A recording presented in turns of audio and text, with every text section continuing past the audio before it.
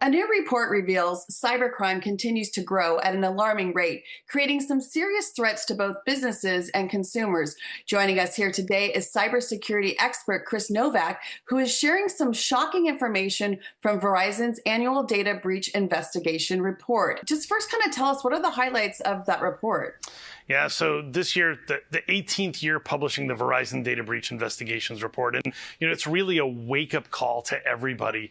This year's report covers over 22,000 incidents and over 12,000 data breaches, spanning more than 139 countries, really kind of highlighting the fact that the cybersecurity concern is of a truly global nature. One of the key things that I'd say we really took out of the report this year was the impacts of things like third-party risk. The fact that a threat actor may not be coming right at your front door to hit you, but may very well be going through some form of third-party intermediary, whether it's a supplier, a vendor, or a partner. And then also I'd call out that for organizations like small and medium businesses, they had an oversized impact from things like ransomware, making up about 88% of the breaches that impacted them. So there's a lot to unpack there as it relates to the data in this year's report. Wow, what can businesses and consumers do to protect all that information that they have?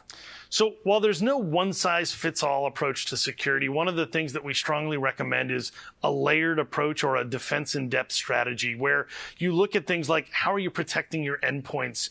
How are you implementing a robust password policy? Using things like multi-factor authentication, those little codes we get to log in. And then also the other thing I'd be remiss if I didn't mention is, what are you doing to respond? Because when it comes to a cybersecurity attack, it's not a matter of if, but when. And so how you respond and how ready you are to respond may be one of the most important elements in terms of how well you're able to survive that attack and continue operating. Wow, that's a lot to pack in. And I think, knowledge is key. So where can people get more information about all this? The best resource is the report itself. I'd encourage people to download and review the report.